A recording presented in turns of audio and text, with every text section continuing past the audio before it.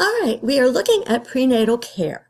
This is the first of the recordings that you'll listen to as you think about prenatal care. This contains the introduction and discusses the patient medical record. Obstetrics is the branch of medicine that deals with the supervision of the woman's health during pregnancy, childbirth, and puerperium, the time afterwards. So prenatal care is generally a group of scheduled visits, and the purpose of them is to promote the health of the mother and the fetus. So early detection, if there's any problem, here again, finding out what it is and treating it will lead to a better pregnancy for the mother and hopefully better development for the fetus and the birth. So the prenatal visit, the first prenatal visit is usually around the time of the second missed menstrual period. Although today with assisted fertility, we may have it occurring before that. So as far as if potential problems.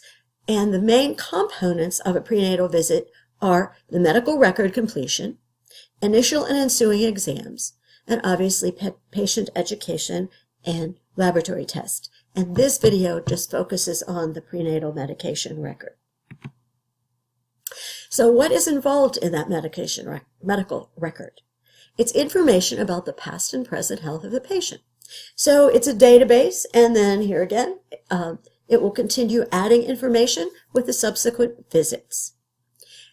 It is completed in a private, distraction-free area.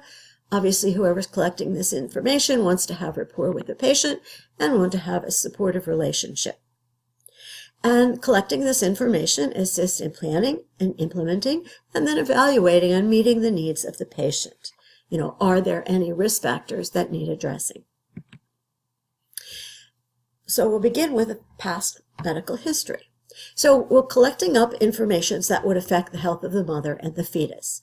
Kidney or liver disease, heart disease, hypertension, sexually transmitted diseases or infections, phlebitis, diabetes, tuberculosis, thyroid disorders, drug allergies, alcohol and tobacco use, drug addiction, previous abnormal pap test, infertility, and surgeries. We'll also collect information on immunizations and childhood allergies. Certainly rubella is a disease that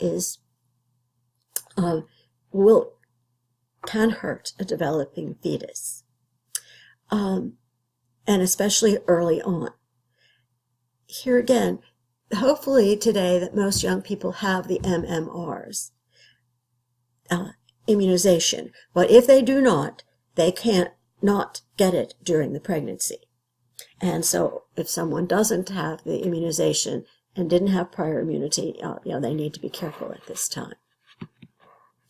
We'll collect up a menstrual history as well. Date of the onset, when menstruation began, how many days is it, what is the amount of flow, have there been any gynecological disorder as well? Has the patient used birth control methods at the time of conception? So when we talk about obstetrical history, we use these two words, gravity and parity.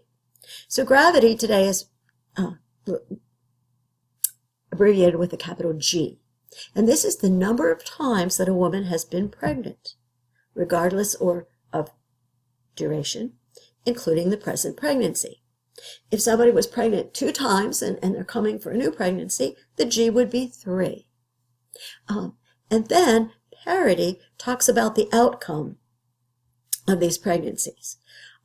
If it was preterm, meaning that it was delivery before 37 weeks, we put a T and we put the number of those. Term births are after 37 weeks. Preterm, which is abbreviated P, is between 20 and 37 weeks. Abortion, termination before age of viability, 20 weeks, whether it be a miscarriage, which is a spontaneous abortion, or whether it was therapeutic. And then we use the number of living children, A. So we'll have a G, and we may have a number after T, or P, or A, or L. If this is the first pregnancy, then we've got a G, 1, and we don't have any of the others. Multiple births count as 1 pregnancy and 1 delivery. So If a person is a multigrava, meaning they have many pregnancies, we're going to collect information about each pregnancy. The length, the labor, what type of delivery, here again, the sex and weight of the newborn, and then were there any complications. And this is to collect information to identify any areas that would lead to what we call high risk. So we will collect information on the present pregnancy. This is a baseline. So warning signs of complications could be headaches, visual disturbances, abdominal pain, vaginal bleeding, or discharge. Signs of early pregnancy are nausea, vomiting, fatigue, breast changes. This would include all prescribed and over-the-counter medications. Here again, because many medications cross the placental barrier, so we need to know that. The LMP is calculated, the LMP is gathered to calculate the EDD, estimated date of delivery. And we use something called Nagel's rule. Today we've got computer programs that do this for us, but I will expect you to know this. So we put down the first day of the last menstrual period. We'll add 7 days. We'll subtract 3 months from that, and we'll add a year. Of course, like I said, a lot of this is done by calculation, but I will expect you to know this and to be able to handle a problem with it. Obviously today, if the LMP is not guaranteed, the fundal height measurement was always used, but I think sometimes sonography works as a better estimate. And then we call the interval prenatal history. So that's every visit that the patient comes back, we collect information. Certainly the patient's weight, the blood pressure, fundal height, fetal heart rate, any additional signs of pregnancy, perhaps fetal movement or Braxton Hicks contractions, and we're aware of the patient's feelings and concerns as well.